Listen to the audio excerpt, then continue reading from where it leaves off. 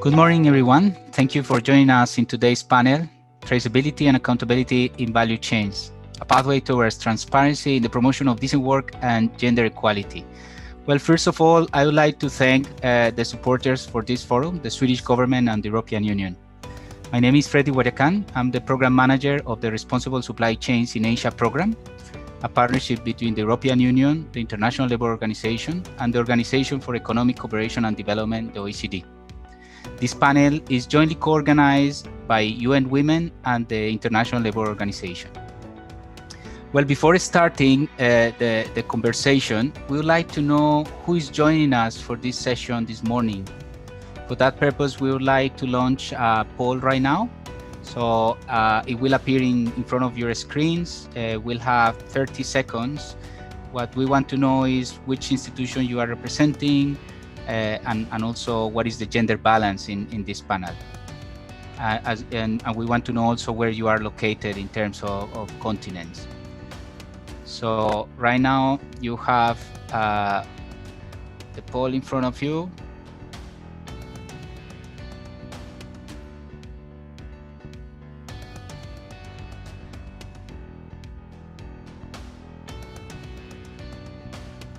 Well, more than 50% of the audience has responded to the poll at the moment.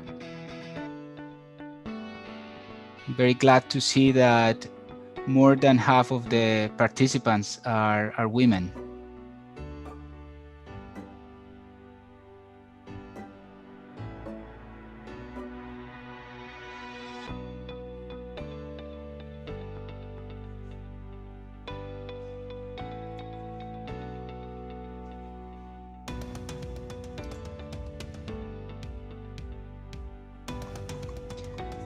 Okay, I think we can close the poll in 5 seconds.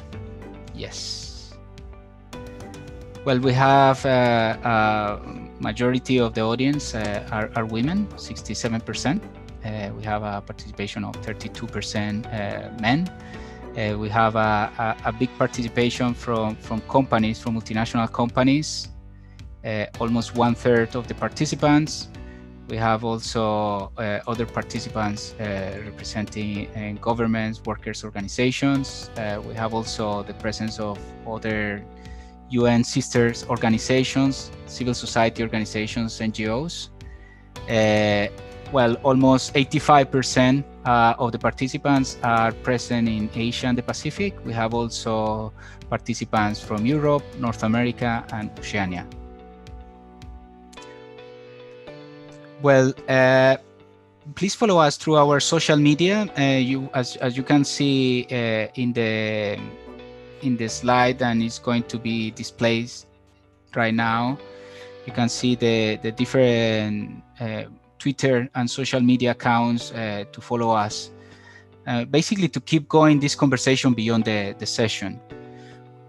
We have today a very interesting and diverse group of speakers. Joining us in today's panel, we have Mr. Simon Mekela, the Chief Executive Officer of SEDEX.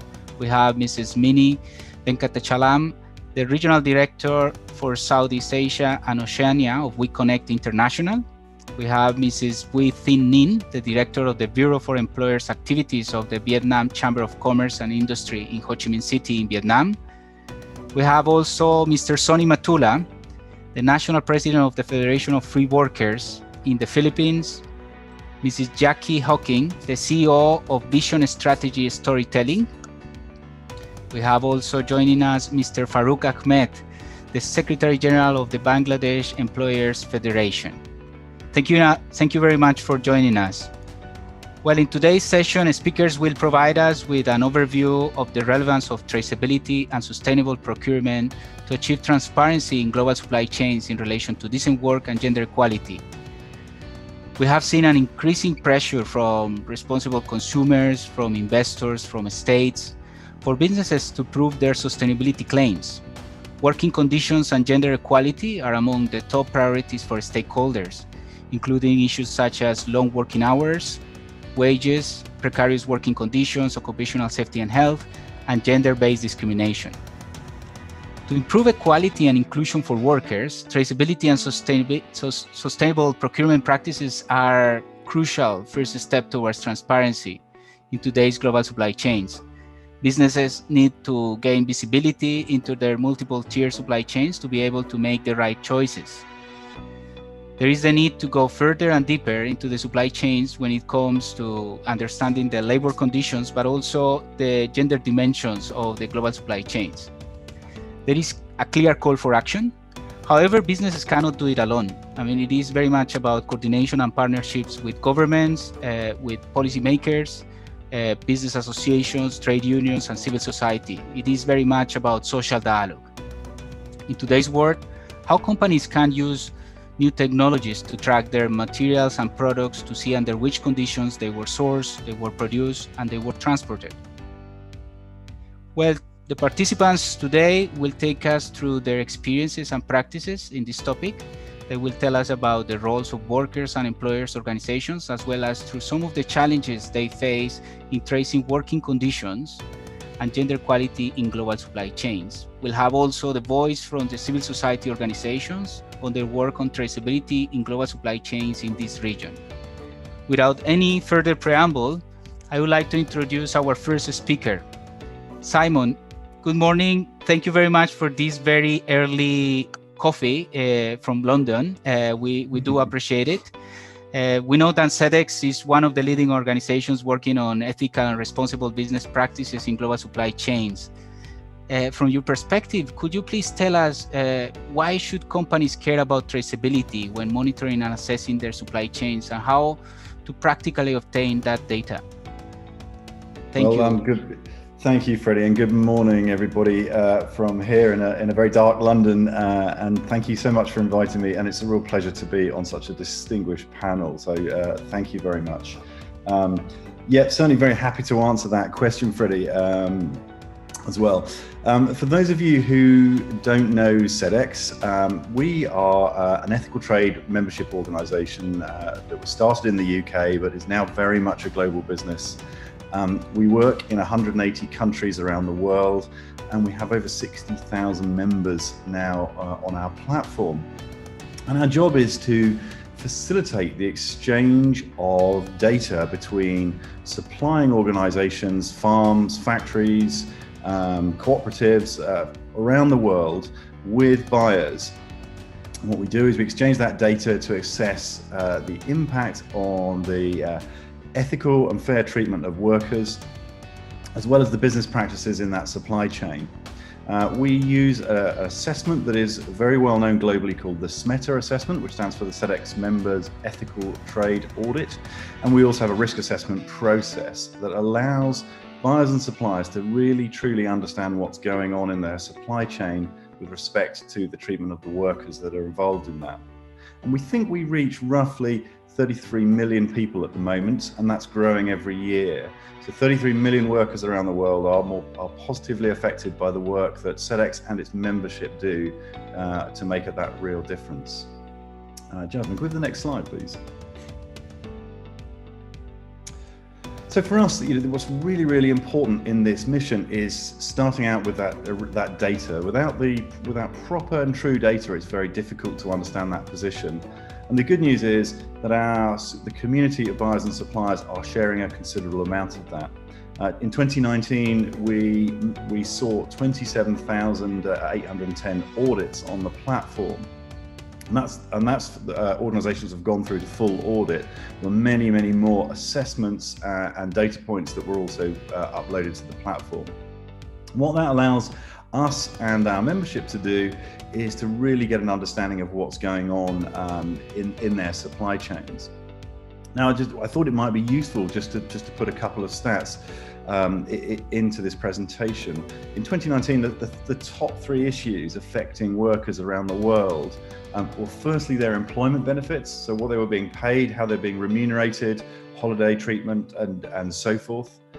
Interestingly, incidents relating to chemicals was really high in both our surveys and our data. And not surprisingly at all, issues related to fair treatment and human rights were very, very high on the agenda for both buyers and suppliers. One of the things that we make sure we do as part of our platform is we help our buyers to understand the risks, but also to help both buyers and suppliers to remediate where there are problems. What SEDEX isn't is not a pass-fail assessment. What it is a continuous improvement journey for both buyers and suppliers. So as part of that relationship, what both parties do is understand where there are issues and then work together to try and resolve those issues. We believe that makes a really significant difference in terms of both bringing suppliers onto the platform, but also allowing buyers and suppliers to have that working relationship together such that both organizations can grow. And I think as a result of that, we've been able to have a real tangible insight into what's going on and really show the kind of progress that's being made amongst the membership.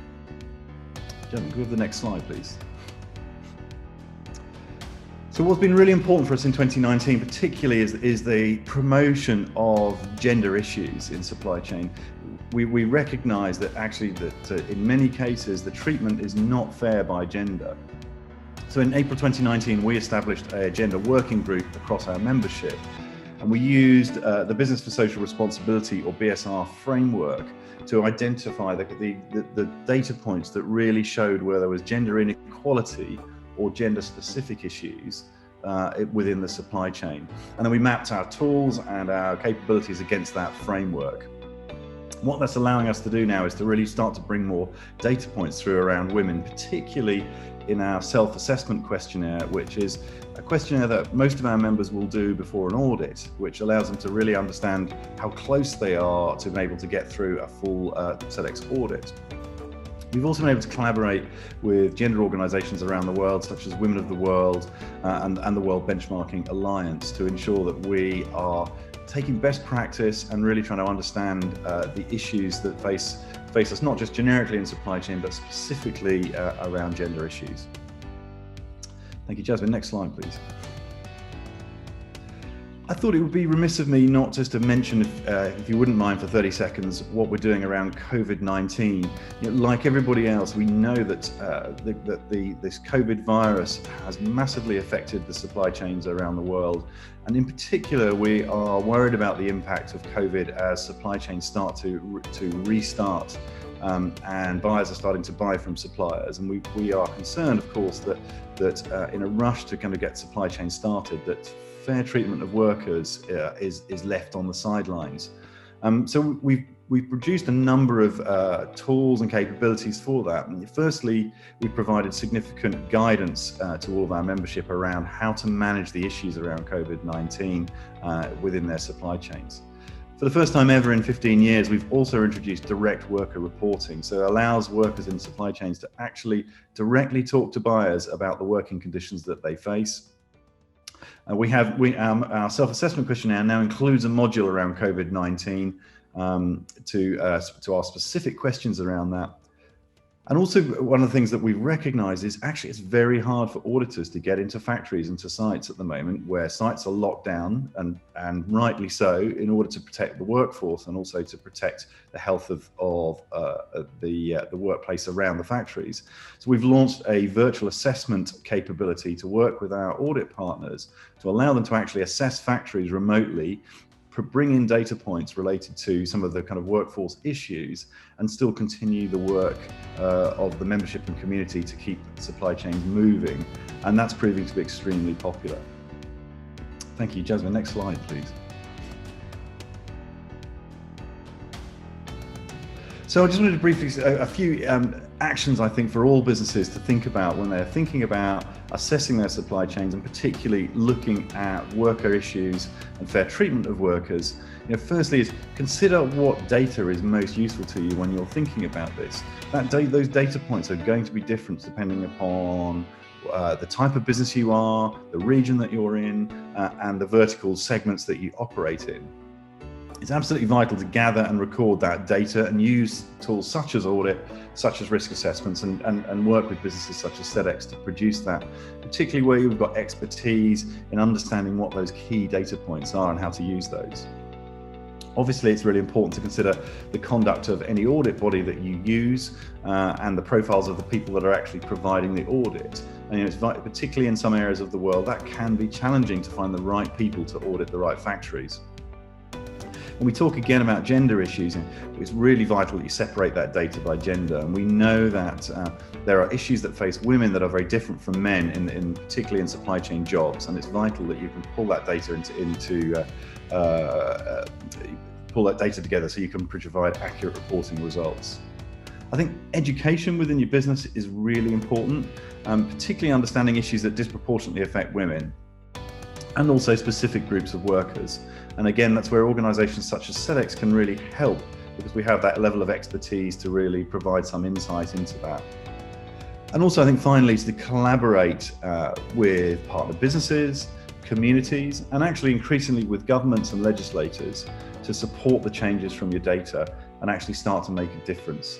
And we know at SEDEX that when you start to bring this data together and you bring buyers and suppliers working collaboratively on these issues, really strong positive change happens. And we know that actually workers' lives and happiness and well-being significantly improves when you do this. So we invite everybody to think about how they manage this. Obviously, SEDEX is a business and its membership is very much here to help provide advice and support. And we have a range of tools and capabilities that we can use and provide to help you with on that journey for responsible sourcing. So we have a busy and strong panel, so I will close by saying thank you very much. I hope some of those points are useful, and hand back to Freddie. Yeah, Simon, thank you very much. From the ILO, we couldn't agree more with you on the fair treatment of workers, and decent work are indeed a priority and are more relevant than ever in the current circumstances. Important, I mean, the top three issues that you mentioned, the employment benefits, I mean, very much related to the social protection, the access to social protection by workers in the supply chains, also the exposure to chemicals, the occupational safety and health issue. And then the third one, the fair treatment and human rights. So equality and decent work remain very relevant in this type of work you do. You mentioned also the importance of data, and then we will come back at the end in the section of perhaps questions and answers to develop further on that point. Thank you very much, Simon. Great, my pleasure. Thank you. Sonny, good morning. Thank you very much for working for joining us today from the workers' side in the Philippines. You represent the Federation of Free Workers. When talking about traceability and accountability in global supply chains, one of the most relevant dimensions that comes to people's minds is, of course, working conditions. Could you tell us from your experience in the Philippines whether you think traceability can be used to support responsible labor practices and to help mainstream gender-positive policies in the global supply chains? Some examples of experiences from the Philippines. Thank you, Sonny.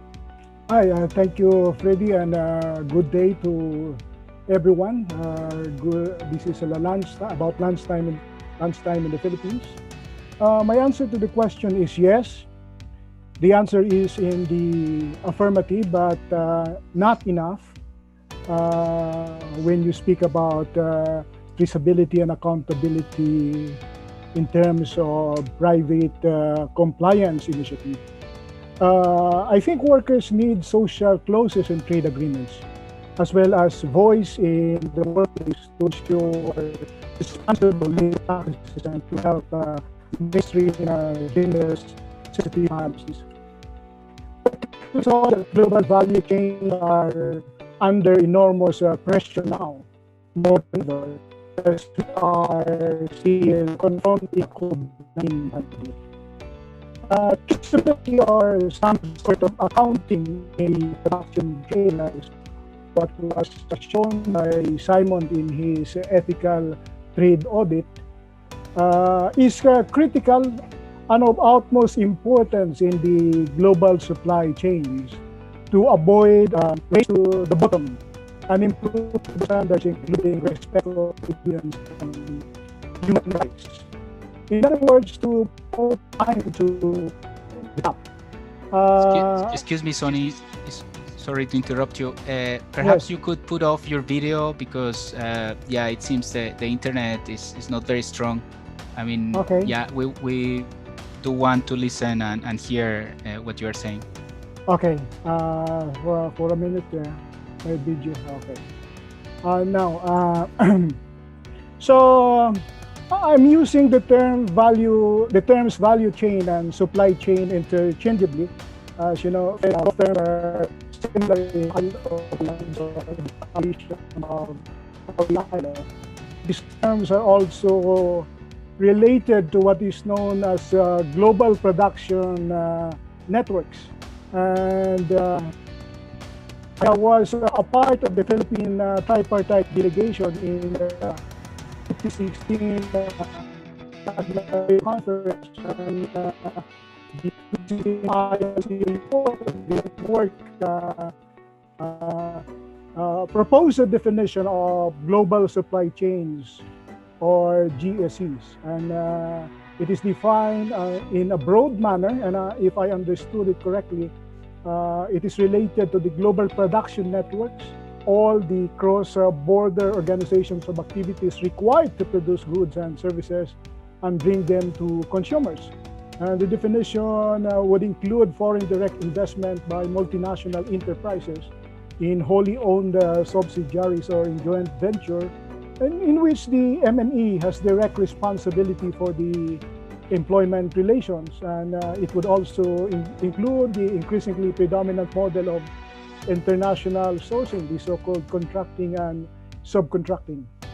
Workers would like to see that our traceability or accountability project must ensure climb to the top and prevent a race to the bottom. Thus, we must address the tens of millions of workers in multinational corporations' global supply chains. Many of these workers, as we know, are women. And these women face increased economic hardship while fending off discrimination and a rise in gender-based violence. And most of these global production networks of the value chain can be found in export processing zones. Export processing zones are considered as important economic components to boost economic promotion, attract foreign direct investment, and create employment opportunities. The Philippine Economic Zone Authority manages and operates 4 public economic zones, and about 304 private operated zones, eco-zones in the Philippines. While eco-zones are recognized as a means for creating jobs, we are very much concerned about reports of escalating violations of the right of worker to form and join trade unions and bargain collectively. This grim state of labor rights at the eco-zones was highlighted with the fatal shooting of a veteran union organizers in the biggest export zone in the Philippines last June. You might remember Dennis Arquinia was shot and killed on June 2, 2019, a year ago, while in the middle of a labor rights seminar and in front of workers from the Cavite Economic Zone. And last year, outrage at the killing, local and international group, including the International Trade Union Confederation, called to task the Philippine government at the International Labor Conference in the Committee of Application of Standards. The Philippines was called for violation of Convention 87 and 98 on freedom of association and collective bargaining agreement. And the Philippines has been subject of a high-level mission in the previous year, in 2009, and another examination in 2017. Last year, freedom of association in the economic zone is further threatened by the interference of the police in industrial relations. In the campaign against the communist rebels, the police created offices in the export processing zone to prevent organizing of radical unions allegedly identified with the Communist Party of the Philippines. To give you a view, my country is around 1 million factory workers employed in the economic zones and industrial states. When I say factory workers, that exclude another 1 million employees engaged in business process outsourcing. And about majority of them are women, about 80%. given the preference for women workers in these two industries, in garments and semiconductors. There is a recent case I'm handling as a lawyer, an export processing zone involving thousands of women. After the Department of Labor conducted an inspection, it found out that women workers who are members of a cooperative contracted out by a Philippine affiliate of a multinational corporation involved in the production of underwear are regular employees. Upon that finding that they are regular employees, the MNE owned company terminated its contract with the cooperative, and the women workers were now unemployed. And I advised them to file a case before the National Labor Relations Commission for illegal termination. In another case in Clark Export Processing Zone in north of Manila, some workers identified with the union were threatened and laid off temporarily because they were identified as union members. Some of them were also victims of sexual harassment attempts, and I interviewed one of them, and she said that the human resource manager told her to stop being active as a union leader. He suggested in a subtle way that if she would have a one-night stand with him, she would not be included in the temporary layoff, but would be promoted and be given generous benefits. Of course, other women had similar stories. That scheme is popularly known in the workplace as the lay down or layoff policy. The women opted to be temporarily laid off earlier this year rather than give in to the sexual advancement of their superior. A few days ago, they received employment termination as they were told that the company is facing financial difficulty and they need to reduce the workforce because of the COVID-19 pandemic.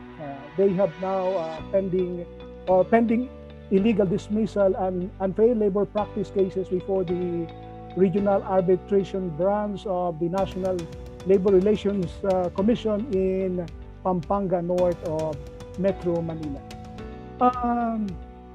We have also some initiatives where the employers, because of the weak compliance of labor standards, we are developing some private compliance initiative with the employers group, with the Employers Confederation of the Philippines, and we have a joint project called Principle-Based Inclusive and Business Sustainable Corporate Social Responsibility.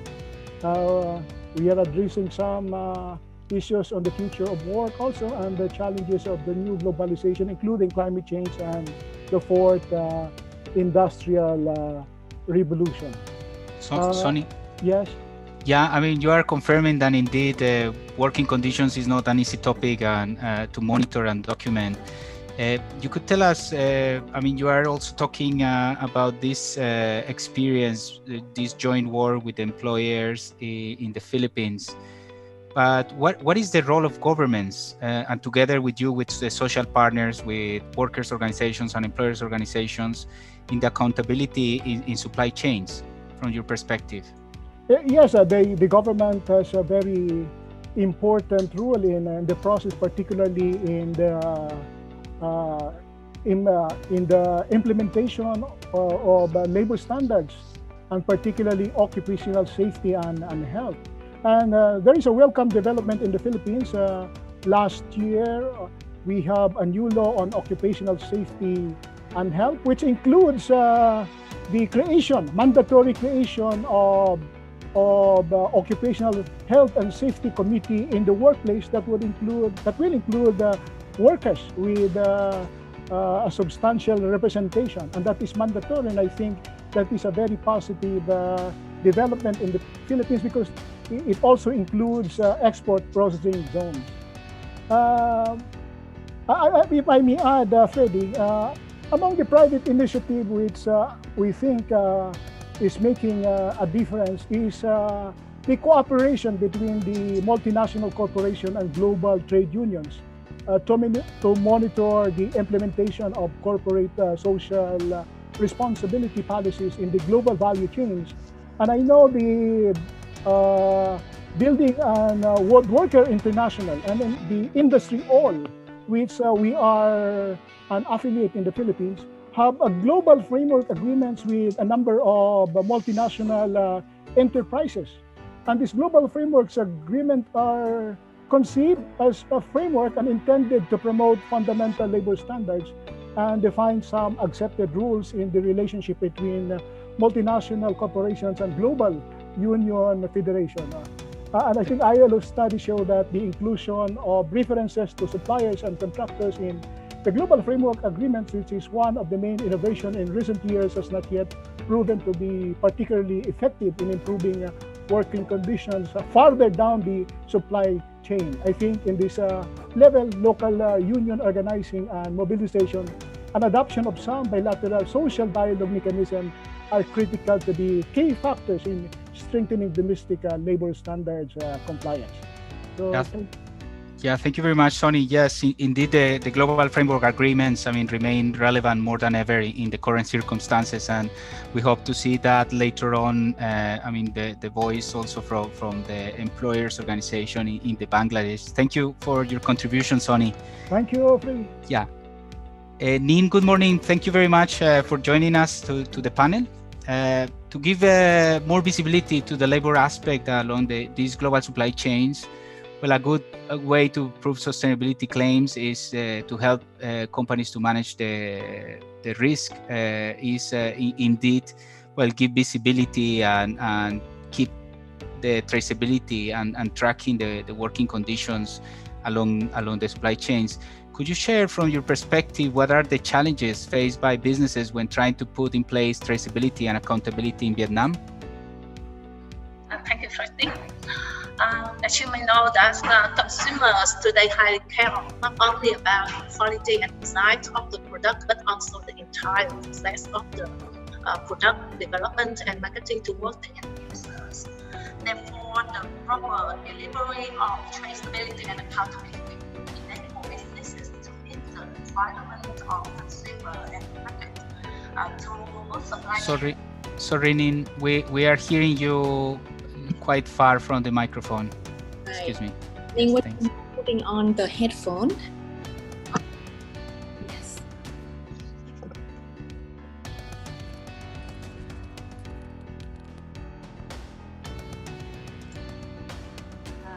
Sorry, can you hear? Perfect. That's good. As you may know that consumers today care not only about the quality and design of the product, but also the entire process of product development and marketing towards the end users. Therefore, the proper deliveries of traceability and accountability would enable businesses to meet the requirements and of the customer and the markets through supply chain management, product quality control, risk management, reputation and competitiveness building, thereby providing them a better access to the market and the supply chain. But the development of an effective traceability and accountability system present quite a lot of challenges to businesses. And firstly, in terms of internal challenges, the first one is lack of information. As you may know, 98% of companies in Vietnam are SMEs, though have not been sufficiently aware of significances, nature, and importances of the traceability and accountability, either specific requirements or benefits of an effective traceability and accountability system. The second one is limitations of resources. In addition to the low level of understanding of nature, significances, importances of accountability and traceability, another challenge faced by businesses is limited implementation capacity in terms of both human resources and the tool or the technologies. Businesses have difficulty in the study, development, and implementation of traceability and accountability system for specific product or product categories, and a mindset shift among stakeholders for proper application of technology in product traceability would require time and a structured training framework. It's also aligned along with the working condition and something related to that. So therefore, for many companies, traceability and accountability remains obstacle for their production activity rather than a driver for sustainable development. That are the key internal problem issue. But in addition to the internal issues, companies also face the external challenges, including the missing of strong link among the stakeholders in the entire value chains and supply chain.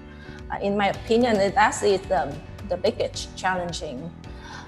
For example, in some footwear apparel industries, there is a very close linkage between the buyers and their strategic factories, or we can call the tier 1 factories.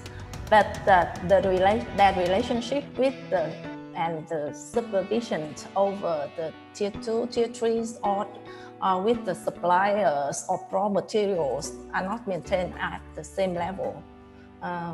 The same with other industries like fishery industries. There is the big gap between hatcheries, farmer, middlemen, producer, and exporter and retailers. It's the first one. The second one is lack of technology availability. We all agree that the application of technology and blockchains in product traceability is believed to address the shortcomings of manual traceability processes. But the emergencies of many poor quality applications and non-user-friendly software technology also make it difficult to trace a product and also the working condition along through the entire value chains. And last but not least, the missing consistent traceability and accountability standard for each production sector, and the fact that the government officers are yet to be aware of the traceability regulation to assist businesses and the people in proper implementation of traceability, and also the part of external challenges for businesses. And especially for the exporter, the requirements for traceability and accountability vary depending on the market. EU have their own regulation. US also have their own standard, and so that is presenting a huge challenge when building a system and enforcing product traceability. Those are the key challenges that businesses are facing.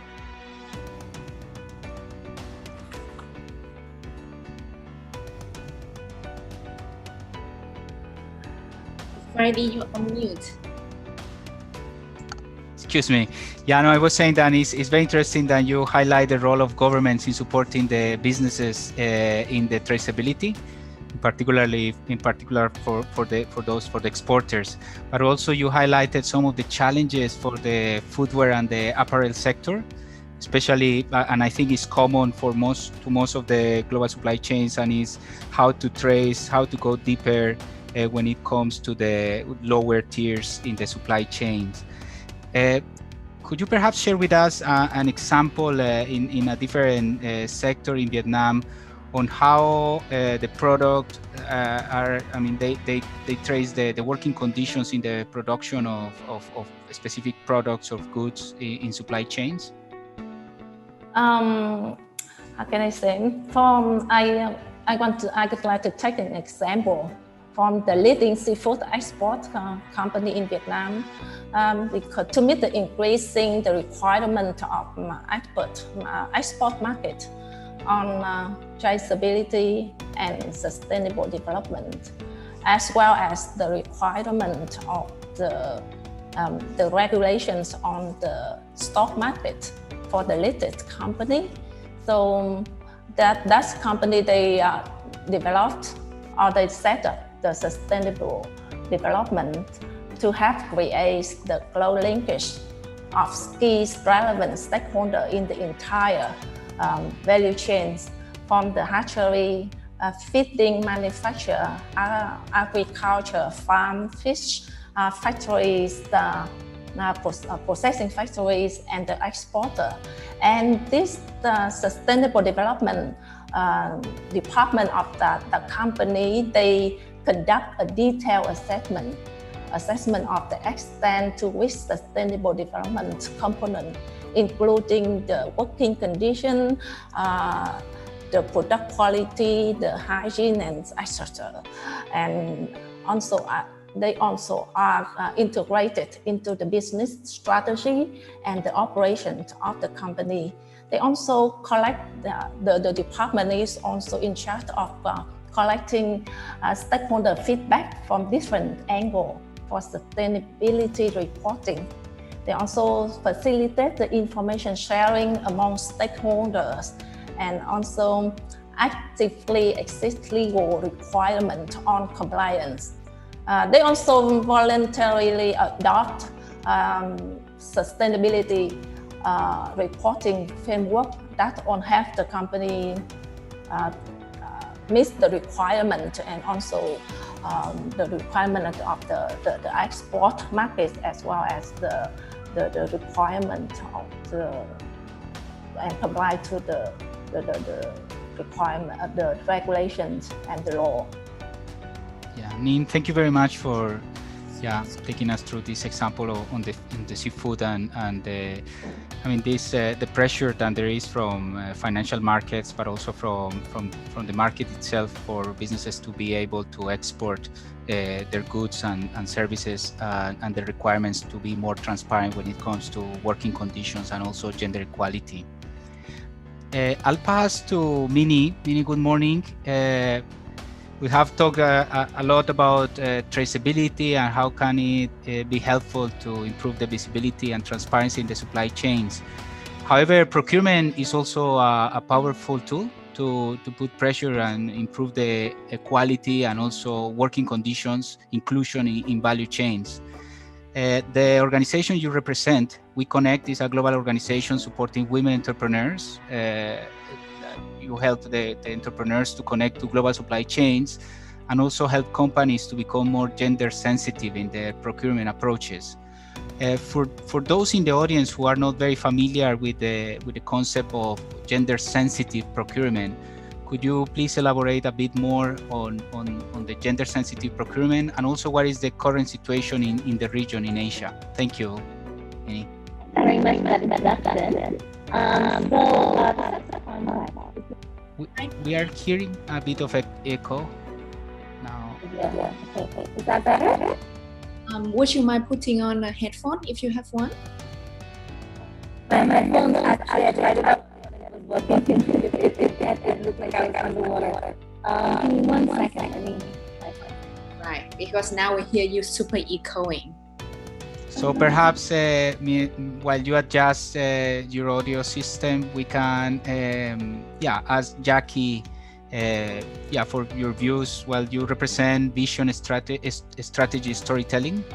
You basically give a voice to women workers in the global supply chains, but also you have a vast working experience in the fisheries sector in this region. Perhaps you could share with us some of the experiences on how traceability is relevant in the sector to promote transparency. Thank you, Jackie. Yeah, sure. Thank you, everyone. And it's really interesting to hear the other perspectives from the other speakers. So thanks for taking the time. For us, we're running a company which is basically trying to help support these businesses to become a solution for these problems and not the cause of these problems. And ultimately, what I've seen working in the supply chains is that it comes down to the value, right? We need to increase the value of this work to be able to provide decent work. In the fisheries sector, for example, the value of the fish is so low. And then it's very difficult for those industries to be able to improve the livelihoods when that value is so low. So for that, we see it as kind of 3 core areas that need to change that system. First is obviously collaboration. The technology and innovation gap is huge. If you look at fishermen in Iceland versus the fishermen in Sulawesi, for example, there's a huge technology and innovation gap that needs to be connected. I think companies want to adapt, but they just don't have that network and they don't have that understanding of the ecosystem. The next one is changing their mindset to look at this innovation as a way to increase their value, not a cost center. So things like circularity design, right? Again, looking at fisheries as an example, if you're set on looking at low value products that you can create from fisheries, whereas there's a lot of that product going to waste right now. Not having access to ice, for example, makes it very difficult for these fishermen to be able to increase the value, and a lot of their fish ends up going to waste. So to be able to actually look at how they can innovate new ways of working, new ways of designing this product will improve everything along the supply chain. And then ultimately the work that we focus on is giving a voice to the people deep within that supply chain. And how can you use storytelling to help highlight so that they can be sharing their stories? I think that more companies around the world now are seeing this becoming crucial. I like that SEDEX, you have this direct workers reporting. I think it's similar that all of the organizations need to start looking at how can we bring a voice for these people within the supply chain. So that's primarily what we're focusing on in storytelling. Yeah. And in the specific sector of fisheries, how procurement practices have an impact also on the working conditions, but also on the quality in this sector. Yeah, well, I think going back to the point on value, right? Procurement, you want to be able to have the best value, but you also want to be able to protect everybody within the supply chain. If we don't have an understanding and if we don't give that product a higher value, it's going to it has a ripple effect, a damaging ripple effect across the entire value chain. So starting to see how can we reduce inefficiencies, reduce costs and improve value by, for example, 100% utilization of the material, a product like tuna. And this is starting to happen overseas in places like I mentioned, Iceland, where they're starting to look at zero waste economies and how they can procure these supply chains in a more sustainable and more higher value way. I think we need to be able to start applying some of that technology and innovation and ideology into Asia as well. When it comes to the specificity of gender equality, perhaps you could share some of the experiences you as an entrepreneur. Yeah. I think working in Asia, it's in your face. You see it every day within the supply chain. In South Asia, I think it probably has the highest number of girls not able to have access to school, for example. And so this has impacts across every aspect of the business. Women's lack of access to be able to own land, right, and buy land. Again, it creates these ripple effects across the entire value chain. So for myself, being an entrepreneur and being a woman, I think organizations like WeConnect, and I hope Minnie is able to fix her microphone afterwards, because I think this is what's needed in the industry, where there are facilitating bodies such as WeConnect that enables female entrepreneurs to have a presence to connect them into the procurement of multinational organizations.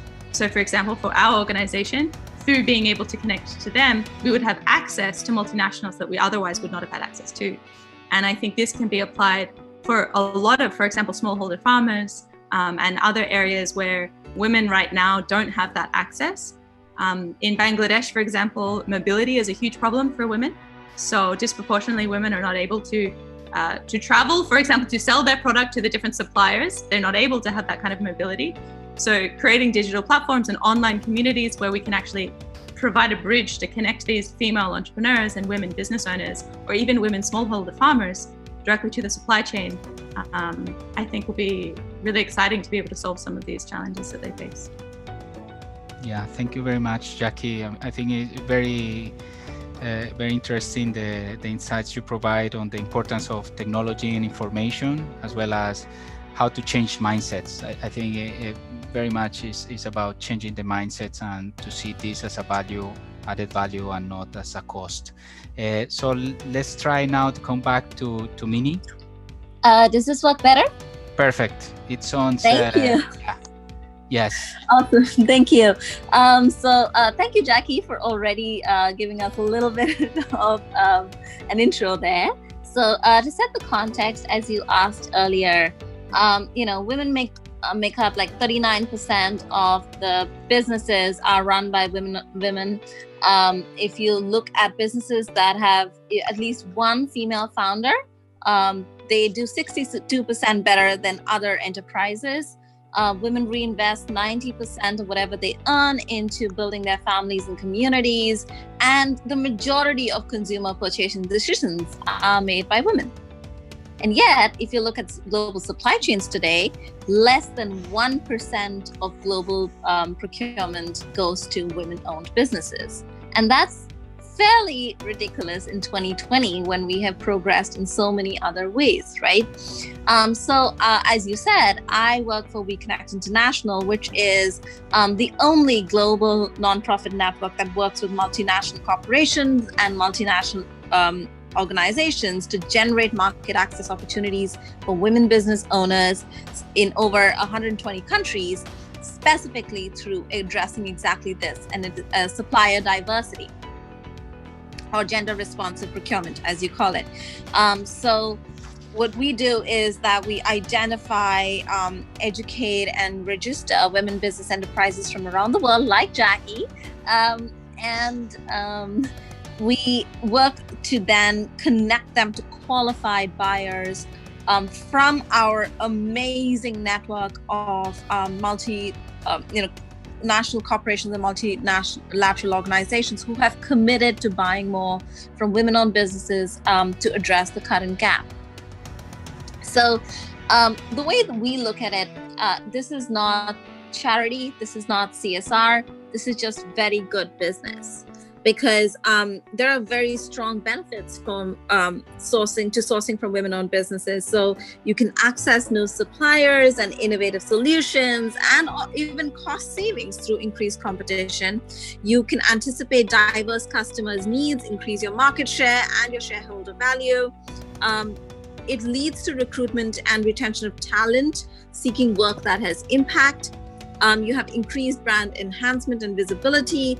And very importantly, it supports the local communities and economies where you do business and where you buy from and operate. So there is every reason to source from women-owned businesses. In addition, corporations that invest in supplier diversity spend 20% less on their procurement operations and have 120% return on whatever they invest. So working with women-owned businesses is only just very good business because it makes absolute sense for corporations. But it goes back to one simple thing. The women who run these businesses are very, very good at what they do. And what they deserve is a seat at the table to be able to pitch for RFPs and other contracts. And they don't need the contract to be handed to them on a plate. All they need is that seat at the table. They're really good at what they do. They are competitive, and they will make sure that they are the best.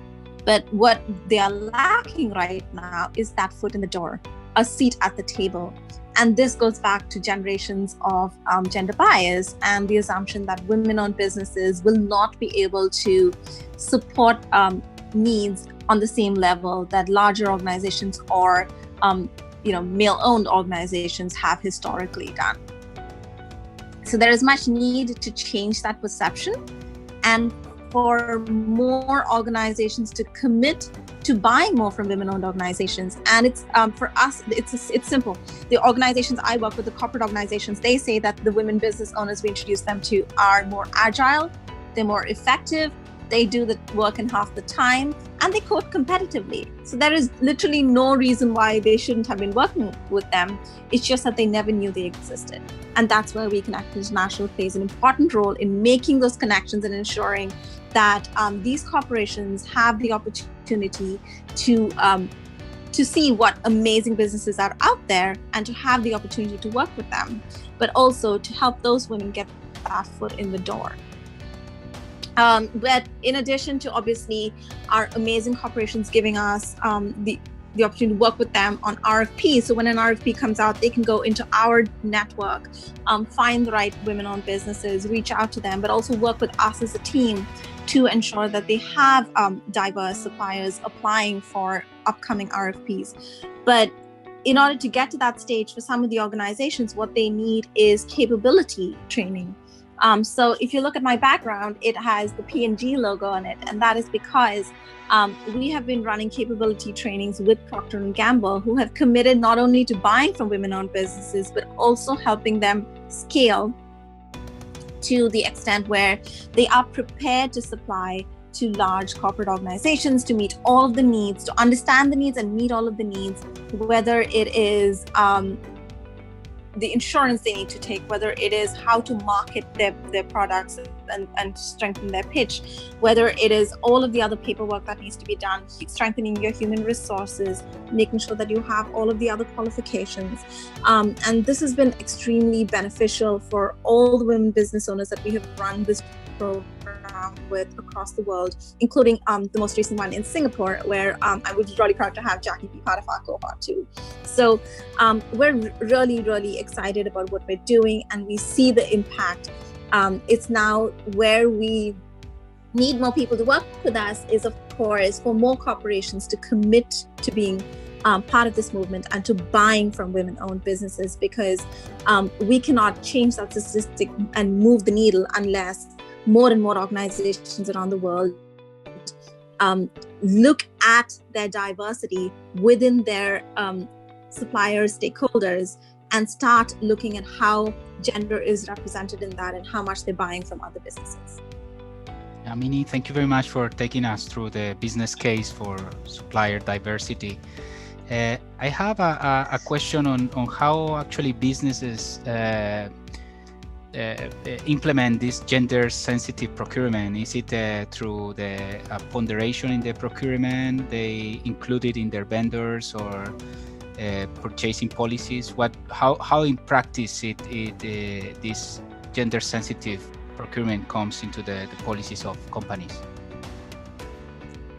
So we work with organizations to do this is through, basically, we will go with them to audit their current supply chain to understand how much they are already buying from women-owned businesses, to then also look at what their key industries that they're sourcing from, because we are sector agnostic. We work with women-owned businesses and corporations from all industries, and they source from all industries. So understanding what their top sectors are, and then working with them to identify the right women-owned businesses, whether within our network or through our partner networks, who would be qualified to work with them. So it's fairly simple for an organization to commit to this. Obviously, they would just need to reach out to WeConnect International, and we can help them through that journey of identifying where they can start making a change. Eventually, this would just be mainstream. It's just that every RFP that they do, they would see both men and women being a part of that. But we have a long way to go to get to that stage where we are seeing equality in how these RFPs are accessible, how people are identifying the businesses based on, or working with the businesses that are then pitching for that RFP, and to address a lot of the stereotypes that exist, which include everything from belief that women-owned businesses may not be able to cater to large contracts because they have other priorities, quote unquote, or the fact that they are too small to address that. We work with women business owners that are everything solopreneurs to large organizations with multi-billion-dollar incomes, and we find that our corporate members find women from all of the we are missing you, who can cater to what they need, and it doesn't the size of the organizations, I guess, even before you reach out to WeConnect, you have to maybe just need to look at your supply chains. Okay, Minnie, thank you very much. Yeah, we were losing you at the end. I'm so sorry. Okay. Yeah. No, but I think we hear 95% of what you said. Thank you. We will move to Mr. Farooq Ahmed, who is the Secretary General of the Bangladesh Employers Federation, who is joining us. Do you hear us? Yes. Perfect. Yes. Well, we know that the garment sector plays a very important role in Bangladesh's economy, and it has been one of the sectors more impacted by the current pandemic. Women indeed have been among the most affected in this sector. However, we also are aware that some of the lead buyers, the multinationals, have taken concrete steps to address these issues. From your perspective in the Bangladesh, could you share with us some traceability examples and how this has been relevant for lead companies to get information and generate changes along their supply chains in terms of decent work, but also in terms of gender equality? Over to you. Thank you. Good morning, good afternoon, and good evening to someone maybe. First of all, I would like to extend my sincere thanks to the organizer for hosting this very important seminar during this COVID-19 pandemic using virtual means. I'm sorry, I have switched off my video because of maintaining the perfect level of signals. Garment sector, as has been mentioned, it is extremely important and plays a very vital role in strengthening macroeconomic fundamentals in Bangladesh. Bangladesh is one of the visible players in the global supply chain. Traceability offers opportunities to enhance efficiency of the supply chain, fulfilling regulatory requirements to understand and communicate among the actors within the up and downstream of the supply chain, and of course, to make consumers aware about the origin and subsequent stages of productions in the production line. Companies across sectors are under pressure to gain visibility into their multi-tier supply chains and to share more information with their customers, partners, and stakeholders. Traceability is greatly dependent on transparency. Without transparency, it is not practical to devise traceability. Transparency allows a business to map its entire supply chain, gaining better reflectivity of all economic activities along that supply chain. And through transparency and traceability, one can attain accountability of product, accountability of system. These terminologies are very much interdependent and possess a symbiotic relationship. Traceability and transparency are important tools to maintain decent work conditions and gender equality in the supply chain. Traceability and transparency are to be ensured right from the source up to the finished products, up until the products reaches to the hands of the consumers. Traceability and transparency are of course beneficial for the smooth and uninterrupted functioning of the supply chain. It lessens the gap amongst the stakeholders and helps to understand each other's strengths and weaknesses, thereby creating a new synergy in maintaining sustainability of the supply chain. However, there are certain inherent challenges of traceability in the supply chain. First, multi-tier ecosystem in the supply chain across transnational platform. This is a huge problem in terms of coordination.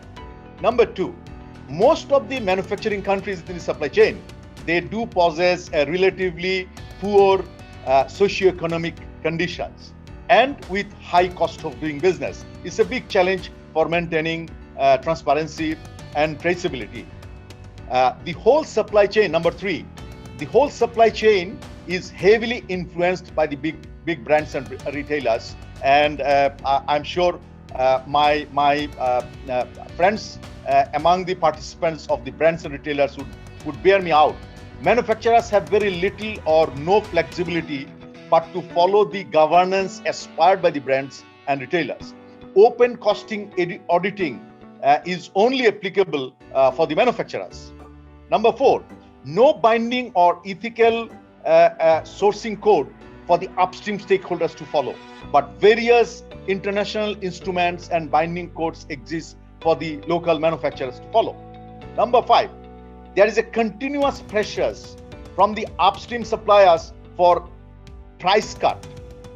Over the years, in last 10 years in Bangladesh, the average price of common apparel items have decreased by about 40%, whereas the business cost has increased by over 150%. This is a general data that I am giving. Number 6, no reward for the best practices in maintaining transparency and accountability. The last but not the least, lack of knowledge and non-availability of required technology for maintaining traceability and transparency. Gender equality and decent work must be ensured by all means. There is no compromise in that.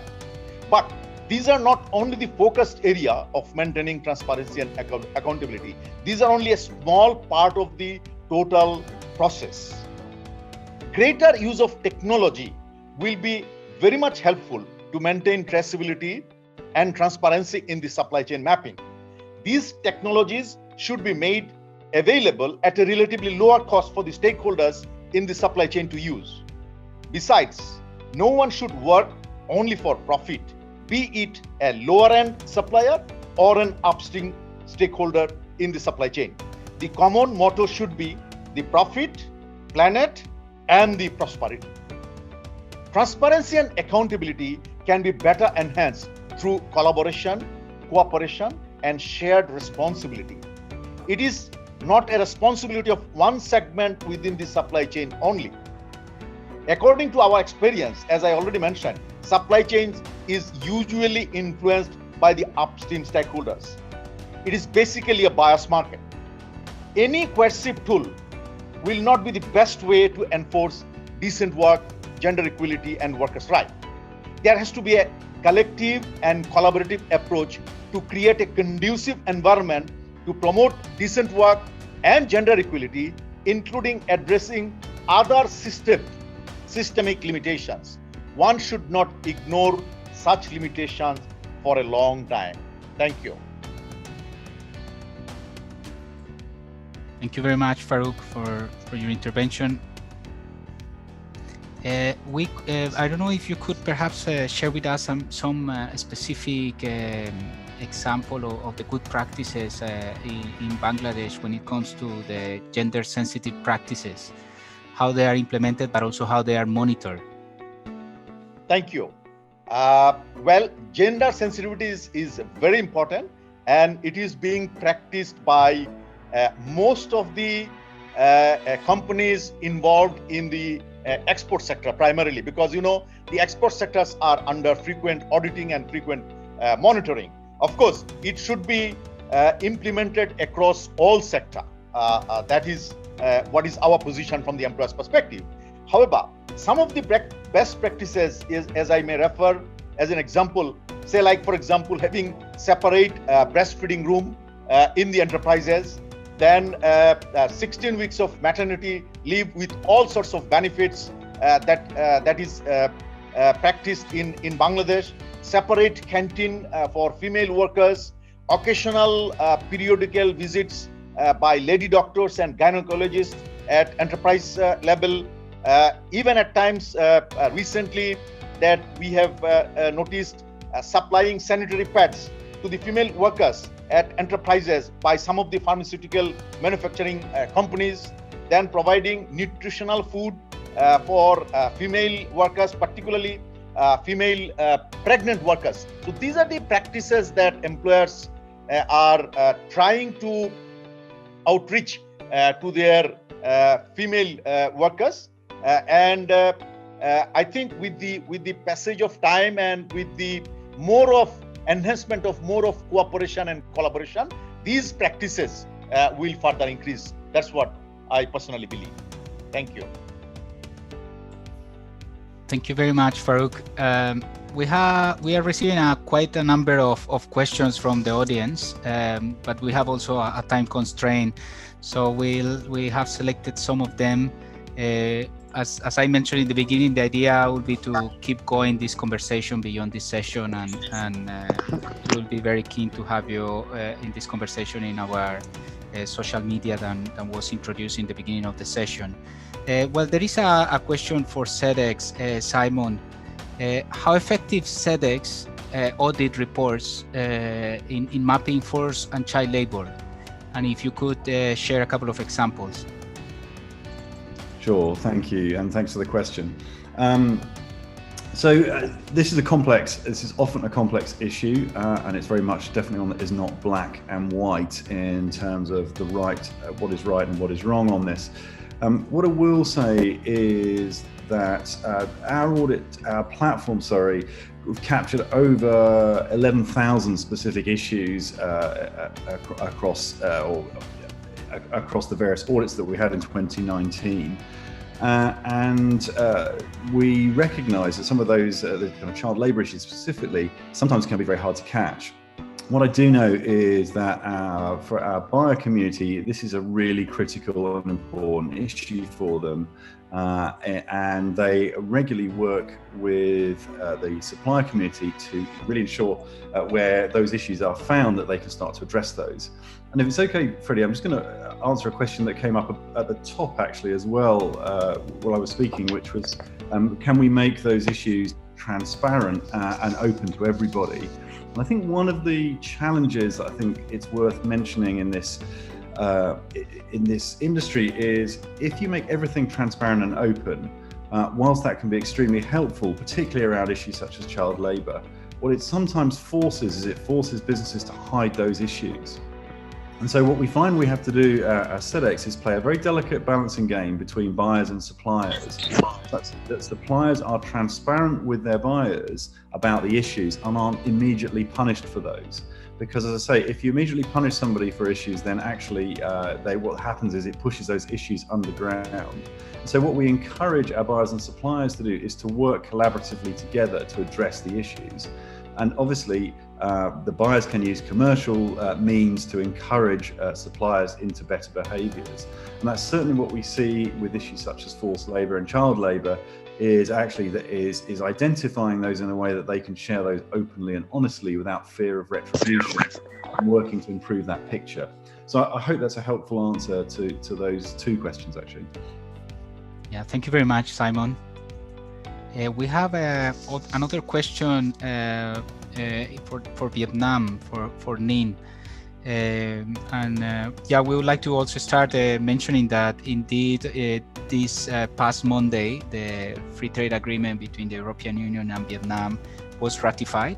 As Sonny mentioned in his intervention, some of the new generation of the free trade agreements, most of them include the sustainability clauses, and they refer to the international labor standards, to the importance to comply with the conventions, the core conventions of the International Labour Organization, as well as with gender equality.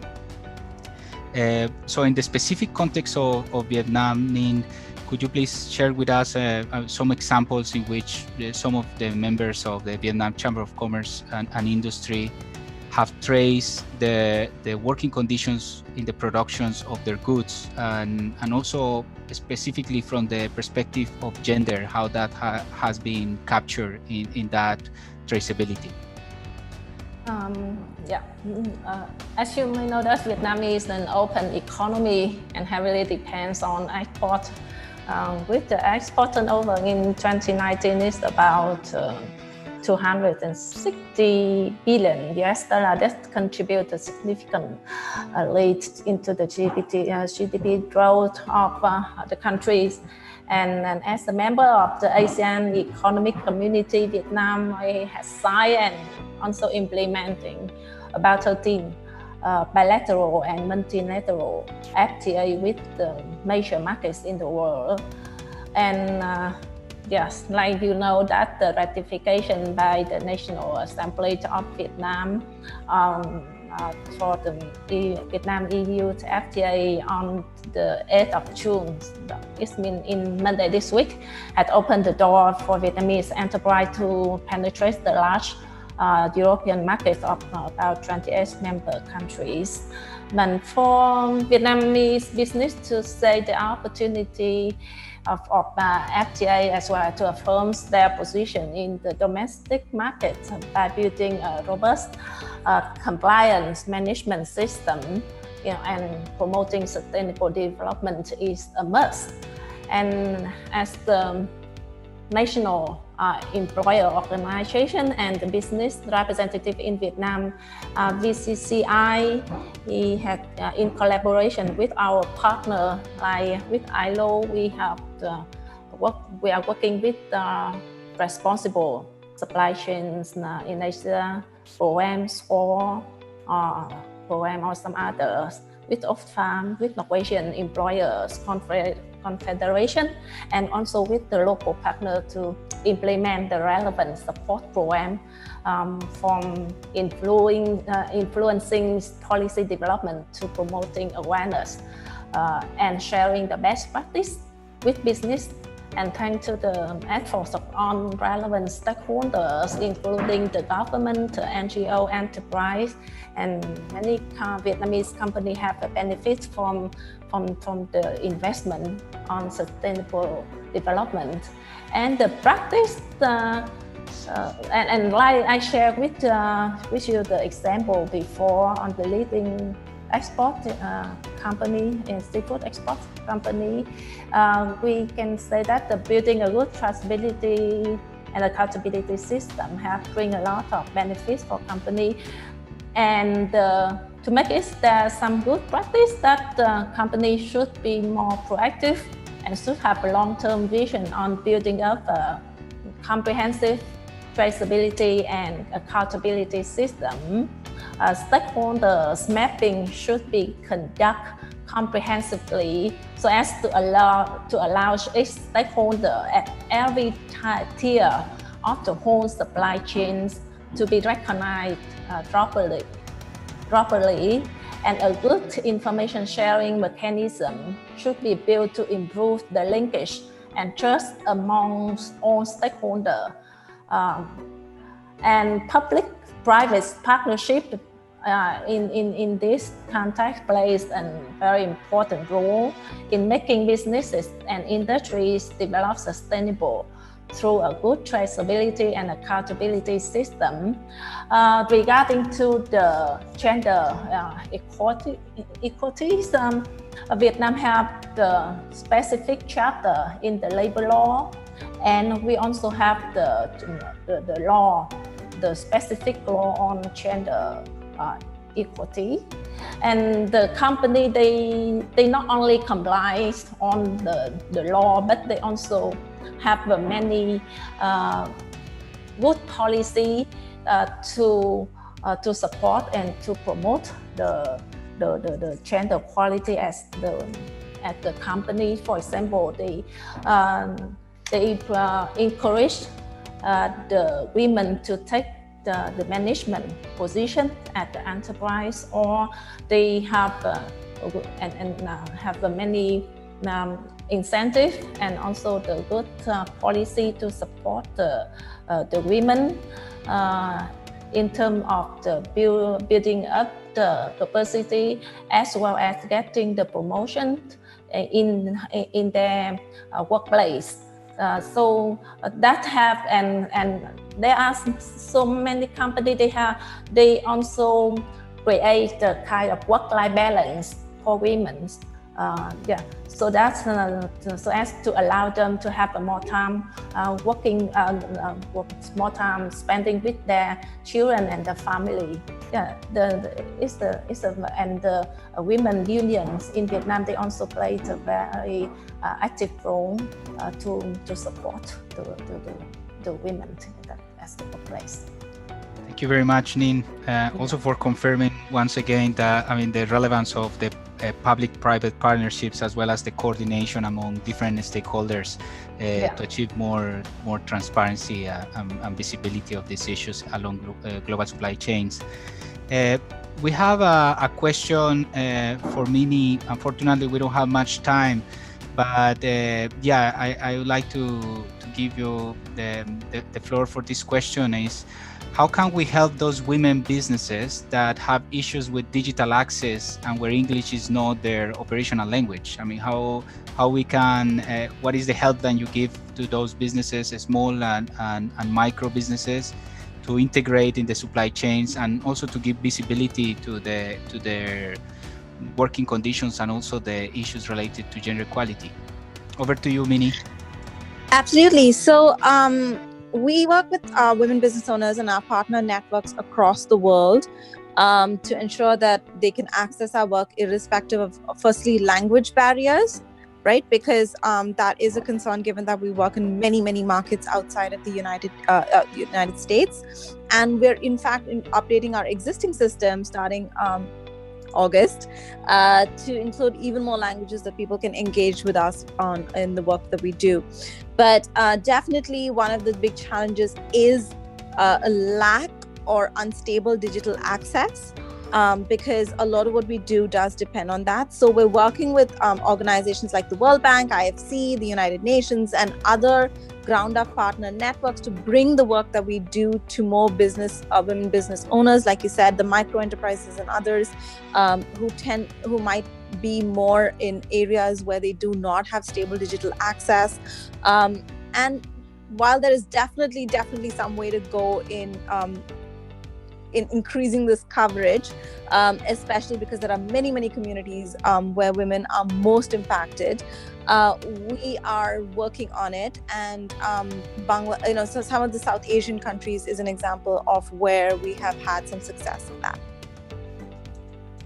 Yeah, thank you very much, Minnie. We have a few minutes left. I would like to finalize with this question to Farouk, an interesting question we received, and is what can be done to ensure that buyers maintain their own side on ethical conduct and put pressure on themselves to not engage in the predatory price cutting practices on manufacturers. You already mentioned, but it was also mentioned by Sony in the Philippines, and indeed there is a lot of joint work between workers and employers in different countries in the context of the global framework agreements, as well as in the context at the national level of the tripartite commissions.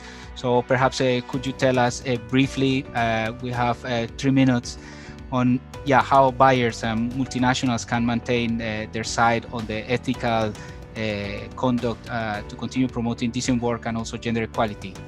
Over to you, Farouk. Thank you, Freddie. First of all, it's a very daunting task. I have already given some indication in my deliberation that though there are many tools and frameworks exist, but then unless we have a close collaboration, close cooperation, a better understanding amongst us, unless we change our motto that we don't only look for profit, we also look for planet prosperity, and it should be a shared responsibility amongst all the stakeholders within the supply chain, then these issues can be relatively easily addressed. Unless we really come to an understanding, come to a consensus on our journey forward, these issues really cannot be addressed from focusing one or two particular issues or by introducing some sort of framework. Thank you. Thank you very much, Farouk. And let me thank all the speakers for sharing your experience on the relevance of traceability and procurement practices to promote transparency in the global supply chains. As we saw, this is indeed a complex and a wide topic. I mean, in global supply chains with different tiers present in different countries, different contexts in terms of institutions, cultures, and also a wide number of stakeholders. I think many of you reiterate the importance of working among different partners, the coordination, partnerships, the public-private partnerships to promote decent work, but also gender equality. I think this is one of the key messages, but in general, the transparency and visibility of this type of issues as a competitive factor for companies to access new markets, but also to make businesses in a world that is changing. Well, thanks to all of you, also to the audience. And as said, we hope to keep this conversation going through our social media. Thank you.